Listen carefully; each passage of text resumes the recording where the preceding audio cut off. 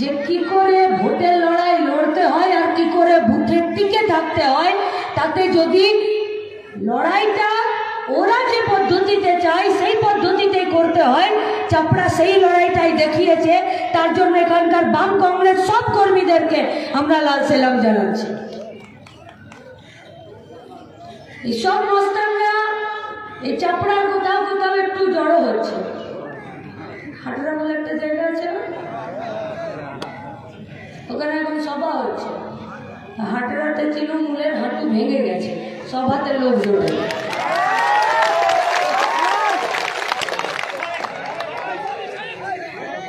আর মোদি, দিদি, ভাইপো, যোগী, নাড্ডা, শাহ কেউ বাদ দিচ্ছে না, সব ডেলি প্যাসেঞ্জারে করছে। কোথায়? কৃষ্ণনগরে। কেন না, কৃষ্ণনগরে দুজনেরই যে শতরঞ্জিতে বসে ওরা এখানে ভোটে জেতার স্বপ্ন দেখছে, সেই শতরঞ্জিতে কেউ বসে নাই, শুধু একটা লোক দূরে বসে আছে। বলছে দাঁড়াও দাঁড়াও, এই লোকটাই হাততালি দিচ্ছে। বলছে আমি হাততালি দিইনি, শতরঞ্জিটা আমার, নিয়ে যাবো তাড়াতাড়ি।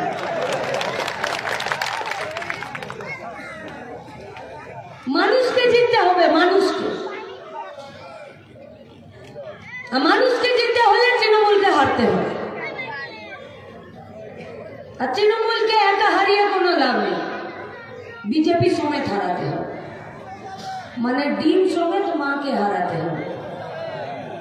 ডিম রেখে মাকে হারিয়ে কোনো লাভ নেই, নইলে ডিম ফুটে যে ছা বেরোবে তা ওই মায়েরই ছা বেরোবে। তাই তৃণমূলকে হারাতে গেলে বিজেপি সমেত হারাতে হবে। থাকবে না, কোনো চিন্তা নেই, থাকতে পারে না। শুধু পিছনে যে পুলিশ দাঁড়িয়ে আছেন তাদেরকে বলছি, চাপড়া থানার ওসিকে, এখানকার সেক্টর অফিসারকে, এই কৃষ্ণনগরের রিটার্নিং অফিসারকে, এখানে যে নির্বাচন কমিশনার থেকে লোকজনরা কাজ করছেন তাদেরকে, রাজীব সিংহের মতন গুন্ডাগুলোকে বলে দিন 26-এর পর আমাদের পাড়াতেই থাকতে হবে, বেশি ভাগ বেরোবে না।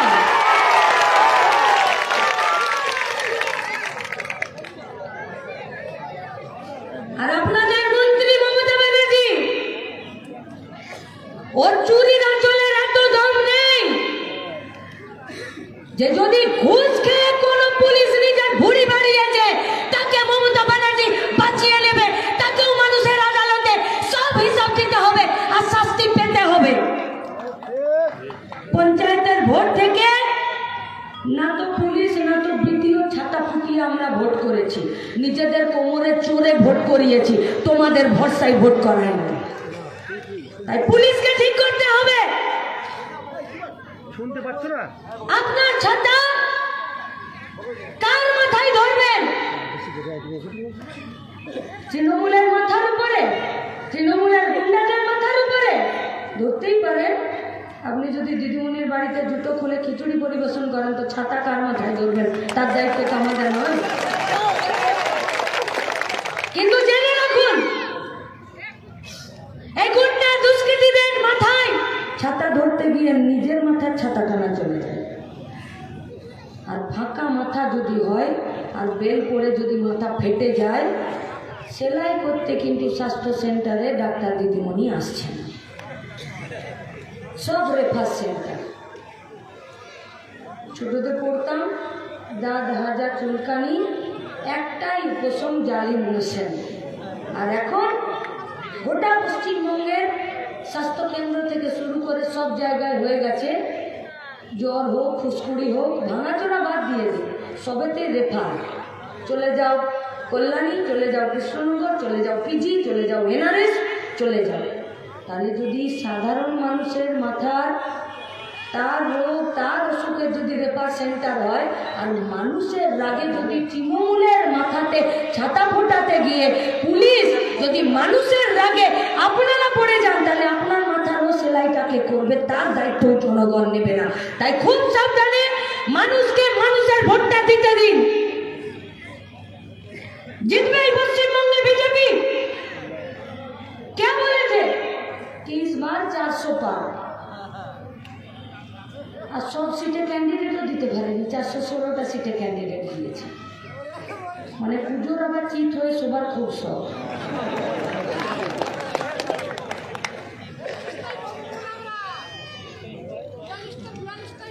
কিসের জন্য? এসএম শাদি দেখতে সুন্দর বলে ভোট দিতে বলছি, নাকি এখানে রানীমা দেখতে খারাপ বলে ভোট দিতে মানা করছে? কি চান আপনার?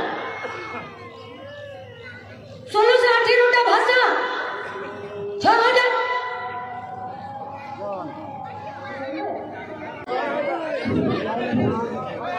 যে দেশের স্বপ্ন দেখাচ্ছে বিজেপি, সেটা আমাদের দেশ নয়। আমাদের সব থেকে বড় শক্তি হলো আমাদের এত ভাষা, এত ধর্ম, এত জাতি, এত গোষ্ठी, এটাই আমাদের शक्ति। लेकिन ये भाजपा का पार्टी, ये बीजेपी का पार्टी, ये लोग बोल रहा है कि एक देश होगा, एक जाति होगा, एक धर्म होगा, एक बोली होगा, एकटाई कास्ट होबे, एकटाई टैक्स होबे, एकटाई ভোট হবে, একটাই সব সম্ভব? আরে নদীয়াতের পাটের জমিতে কেউ আলু লাগিয়ে দিতে পারবে, নাকি দার্জিলিং এ কেউ চায়ের বাগানে ধান লাগিয়ে দিতে পারবে? সম্ভব? চরের জমিতে কখনো 6 মাস 8 মাস ধরে ভুট্টার চাষ হতে পারে? যে জমিতে বন্যা হয়ে যায়। আমাদের ভূগোল আলাদা, আমাদের ইতিহাসের বিভিন্নতা আছে, আমাদের ভাষার বিভিন্নতা আছে, लेकिन ये कौन सा देश का सपना दिखा रहे हैं बीजेपी वाले लोग? कौन सा देश? যে দেশের সব একদিকে যাবার জন্য আমরা নিজেরা এক জাতি আরেকটা জাতির বিরুদ্ধে আমরা লেগে পড়বো, আরেকটা ধর্ম অন্য একটা ধর্মের বিরুদ্ধে লেগে পড়বো। আর এই ভারতবর্ষে ঈদের ছুটি হয় তো দুর্গা পূজার ছুটি হয়, মহরমের ছুটি হয় তো গুরু নানকের জন্মদিনের ছুটি হয়, নেতাজির জন্মদিনের ছুটি হয় তো 15 আগস্টের ছুটি হয়, গুড ফ্রাইডে হয় তো 25শে ডিসেম্বরের ছুটি হয়, আর সবকটা ছুটি দেশের সেন্ট্রাল গভর্নমেন্টের ছুটি থাকে। এই সব কিছু আমাদের ইতিহাস, আমাদের সংস্কৃতি বাঁধিয়ে দিতে চাইছে। লড়বেন না এর বিরুদ্ধে? किसर भय दिखाते चाहते? एनआरसी वाला कभी कोई आइन हो जाने के बाद वो आइन इम्प्लीमेंट हो सकता है, जे आइन का अपना के আমাদের ভাগ করে দেয় সম্ভব কখনো? যে মুসলমান হবে সে পাকিস্তান চলে যাবে, এই দেশ থেকে তাকে বার করে দেবে, এটা সম্ভব কখনো ভারতবর্ষের মাটিতে? आपने बेर করে দিলেন মুসলমানদেরকে, व्हाट इज नेक्स्ट? इसके बाद वाला क्या? আপনার গ্রামে একটা পাড়া সব মুসলমানকে গ্রাম থেকে বের করে দিন, পাশের গ্রামটা নেবে মুসলমানগুলোকে, তাহলে কোন দেশে যাবে ওরা? কাটাতারের বেড়া দেওয়া আছে এই দেশের সাথে ওই দেশের পার্টিশনের জন্য। যদি বাক্যখানের জমি আছে কাটাতারের বেড়ার ওইদিকে, তাহলে আধার কার্ড বিএসএফের কাছে জমা দিয়ে চাষ করতে যেতে হয়, আবার যখন গেট খোলে আবার আধার কার্ডটাকে নিয়ে বাড়ি ফিরে আসতে হয়। ফসলে যদি পোকা লেগে যায়, ফসলে যদি আগুন লেগে যায়, ফসল যদি পচে যায়, যদি বিএসএফের গেট খোলা সিকিউরিটির প্রশ্নে বন্ধ থাকে, ফসল পর্যন্ত কাটতে পারে না। ওই দেশে আপনি বলছেন মুসলমানদেরকে এনআরসি এর মাধ্যমে বের করে দিবেন?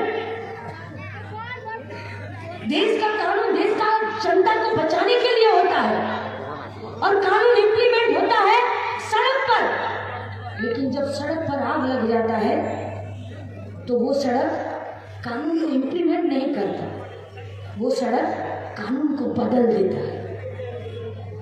তাই এনআরসি এর মাধ্যমে যে আগুনটা গোটা দেশের বিজেপি সরকার গোটা ভারতবর্ষের সবকটা রাজ্যে লাগাতে চাইছে, জেনে রাখুন এই রাস্তায় এই আইনটাকে পাল্টে দেবে, কাউকে এ দেশ ছেড়ে যেতে হবে না। আর তার জন্য যে আগুনটা, যে লড়াইটা লাগানোর দরকার, সেটা এসএম শাদির নেতৃত্বে পার্লামেন্টে ভেতরে ওরা লড়বে, বাইরের রাস্তা किसी का बाप का नहीं है, वो रास्ता हम लोग नहीं छोड़ेंगे। बस শুধু ভরসা রাখুন। জিজ্ঞেস করুন না বিজেপির পার্টিকে, মোদি আসছে, নড্ডা আসছে, অমিত শাহ আসছে, যোগী আসছে, মমতাও আসছে। পাড়াতে একটা লোক চা খাচ্ছিল, দিদি গাড়ি দাঁড় করিয়েছে। উনি বলছে, দিদি আপনি এত একা একা কেন এসছেন, সঙ্গে লোকজন আসেনি? বলছে, চোখে চুরি পড়েছে নাকি? সামনে এতগুলো গাড়ি, পিছনে এতগুলো গাড়ি, দেখতে পাচ্ছিস না? বলছে, দিদি কিন্তু আপনাকে না ফাঁকা ফাঁকা লাগছে। বলছে, দূর বোকা, হাটে কখনো গাড়ি ভাঙে? জ্যোতিপ্রিয়, পার্থ, অনুব্রত সব কাটা জেলে আছে, তাই তো আমি একা এসেছি।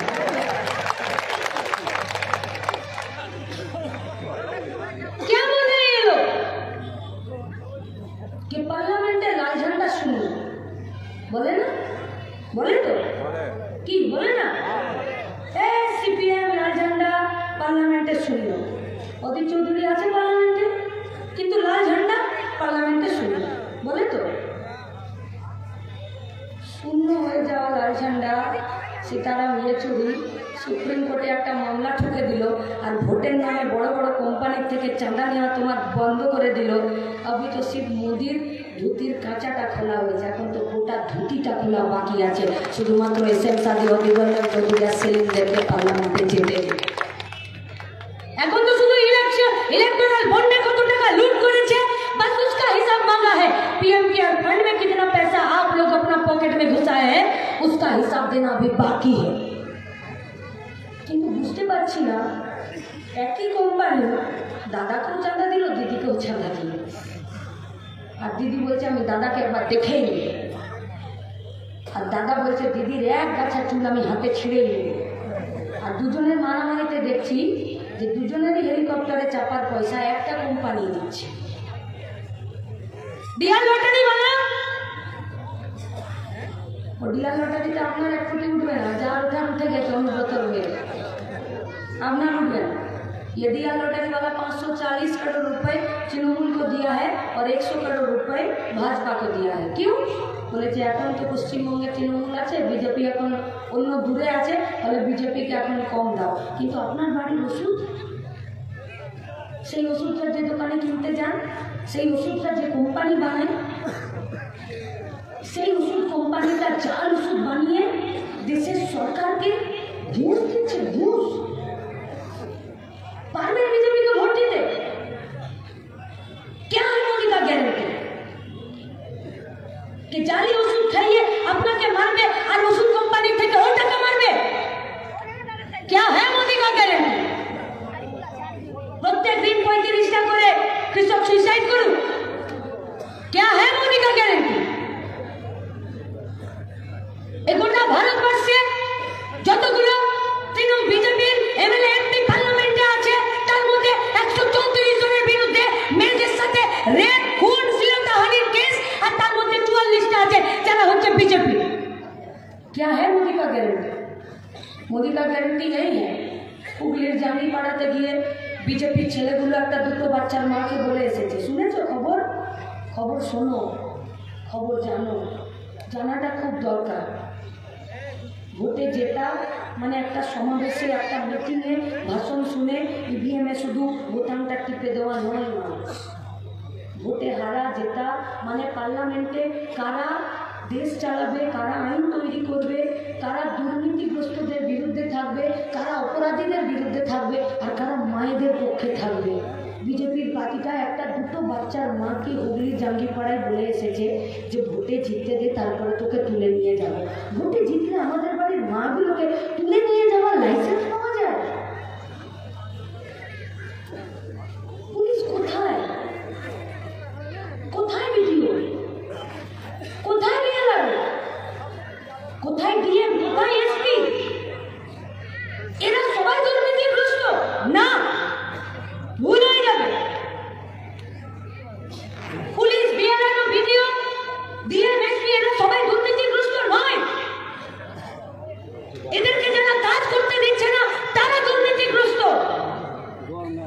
তাই থানার ওসিকে, বিএলআরকে আর ভিডিওকে চমকানো আমাদের ভোটে জেতার কারণ নয়।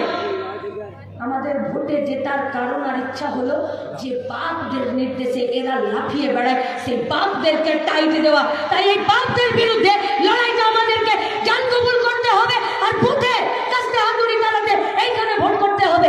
তাই তো কংগ্রেস আর সিপিএম হাত মিলিয়েছে দেশকে বাঁচানোর জন্য। কেন? কারণ 100 দিনের কাজটাকে বাঁচাতে হবে। কখন 100 দিনের কাজের টাকা কমাচ্ছে? यहाँ तक कि सेना में भी 4 साल का अग्निवीर का नियुक्ति हो रहा है, वहां पर भी परमानेंट सर्विस नहीं है। बीएसएनएल नहीं, 27টা ব্যাংকে 13টা ব্যাংকে মার্চ করে দিল। कॉले कारखानाते 8 घंटार काज छिलो, मोदी का गारंटी 8 घंटे से बढ़ाकर 12 घंटे कर दिया। আমার মায়েদেরকে প্রশ্ন করতে চাইছি, মনে করেন কোনো ফ্যাক্টরিতে, কোনো ইট ভাটাতে, কোনো টালি ভাটাতে আমরা কাজ করছি মরদ লোকের সঙ্গে। এতদিন 8 ঘন্টার কাজ করতাম, যা মজুরি পেতাম, এখন 12 ঘন্টার কাজ করতে হবে। সেই মজুরি পাবো কিনা তার ঠিক নেই, কিন্তু বুক থেকে বলতে পারবো যে 12 ঘন্টার কাজে সমান সমান কোনো একটা মরদ শ্রমিকের সঙ্গে আমরা কাজ করে দিতে পারবো। সকাল 8টা থেকে রাত 8টা, সকাল 6টা থেকে সন্ধ্যে 6টা পর্যন্ত। क्या है मोदी का गारंटी? मोदी का गारंटी यही है कि हमारे माँ के उलंघ करे मणिपुर रास्ते हटाबे। क्या है मोदी का गारंटी? मोदी का गारंटी यही है कि শুধুমাত্র আমার মায়ের ধর্ম মুসলমান বলে তার পেট থেকে একটা বাচ্চাকে ত্রিশূলের ডগাতে বের করে নিয়ে মিছিল করবে। क्या है मोदी का गारंटी? कि साल भर में 1 करोड़ 74 লক্ষ সমস্ত লোকজনরা সুইসাইডের পথে চলে যাবে। এটা মোদির গ্যারান্টি? যদি এটা মোদির গ্যারান্টি হয় তাহলে দেশ বাঁচানোর মোদির গ্যারান্টি নয়, এই দেশকে মেরে ফেলার গ্যারান্টি হলো মোদির গ্যারান্টি। শুধুমাত্র হিন্দুরা বেড়ে যাচ্ছে না, মুসলমানরা বেড়ে যাচ্ছে, তার জন্য ভোট হবে না। দেশের পার্লামেন্টে লাস্ট 5 বছরে এই ভারতবর্ষের স্বাধীনতার পর পার্লামেন্ট গঠন হবার পর ইতিহাসে প্রথমবার স্পিকারের পাশে একটা ডেপুটি স্পিকার নেই। যারা ছাত্র যুবরা আছো তারা এর বিরুদ্ধে মাথা তুলবে না? একটা ক্লাবে পর্যন্ত একটা সেক্রেটারি, একটা প্রেসিডেন্ট হয়। ঈদের পর জলসা করতে গেলে একটা যদি প্যান্ডেল কি হবে, মাইক কি হবে, কে আসবে জলসা করতে, তার জন্য যদি মিটিং করতে হয় তাতেও 3বার 4বার মিটিং করতে হয়। কিন্তু পার্লামেন্টে লাস্ট 5 বছরে 6 মিনিটে 18টা বিল পাস হয়ে গেল। কি আছে এই বিলে? আমার ভাগ্যপুরের গ্যারান্টি? मोदी का गारंटी क्या है? 10 বছর আগে বলেছিল साल में 2 करोड़ बेरोजगारों का नौकरी, तब मैंने 10 বছরে 20 करोड़ बेरोजगारों का नौकरी। 20 करोड़ अगर बेरोजगारों का नौकरी होता है তাহলে একটা পরিবারে যদি 4 জন থাকে তাহলে 80 কোটি পরিবারে তাদের ভাত কাপড়ের সংস্থান গ্যারান্টি হয়ে যায়। 10 साल पहले बोलता था कि 80 करोड़ का চাকরির উপরে নির্ভর করে তারা তাদের ভাত কাপড়ের গ্যারান্টি করবে। আর এবারে নির্বাচনী ইস্তেহারে লিখেছে যে 80 কোটি ভারতবর্ষকে আমি রেশনের চাল দেব। देने का बात था नौकरी और लाकर खड़ा कर दिया একটা 5 किलो थोली নিয়ে রেশনের দোকানে। ये मोदी का गारंटी? আর এই বিজেপির বিরুদ্ধে তৃণমূল ভোটে দাঁড়িয়ে আর এই বিজেপিকে টাইট করতে পারবে? মুকুটমণি অধিকারীকে পাশে নিয়ে নেয়। 2021 সালে পদ্মফুলের বিধায়ক 2024 সালে জোড়াফুলের হয়ে ভোট খুঁজে বেড়াচ্ছে। গোহারা হারবে মুকুটমণি অধিকারী, গোহারা হারবে। উত্তর দিনাজপুরের রায়গঞ্জের বিধায়ক 2021 সালে পদ্মফুলের বিধায়ক ছিল কৃষ্ণ কল্যাণী, এখনো 26 পর্যন্ত বিধায়ক আছে। আর 2024-এ জোড়াফুলের হয়ে দেয়াল লিখন করছে আর ভোট চাইছে। গোহারা হারবে। लेकिन इसके बाद क्या? বিজেপির পদটা থেকে পদত্যাগ করে দিলেন তো সেগুলো বালি। যে জনতার জন্য কথা ভাবে না সে চক্ষু লজ্জা বিসর্জন দিয়ে কালকে হারবে 4 জুন, আর তারপরে এরা বিজেপির বিধায়কই থেকে যাবে। মমতা ব্যানার্জি মুখ দেখাতে পারবে? কোন বিজেপিকে টাইম দিতে চাইছেন? কোন তৃণমূল? কৃষ্ণনগরের বিধায়ক মুকুল রায়কে নিয়ে কোন তৃণমূল বিজেপিকে টাইম দিতে চাইছে? এই মহুয়া মৈত্রকে নিয়ে। ওরা আম্বানি আদানির কোলে খেলছে, এই তো হীরানন্দানির কোলে খেলছে। ভোটটা পার হতে দিন, হয় জেলে চলে যাবে নইলে বিজেপিতে চলে যাবে। থাকবে না, এ থাকবে না।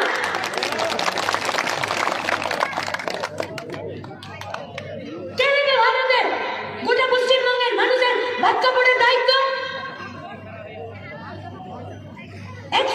প্রশ্ন করেছেন পার্লামেন্টে, 50 বার বলেছেন হীরানন্দানের ব্যবসাটা কি করে বাড়বে, আর চাপড়ার জনগণের ব্যবসাটা কি করে বাড়বে, তার জন্য আপনার মুখে একটা কথা বেরোলো না।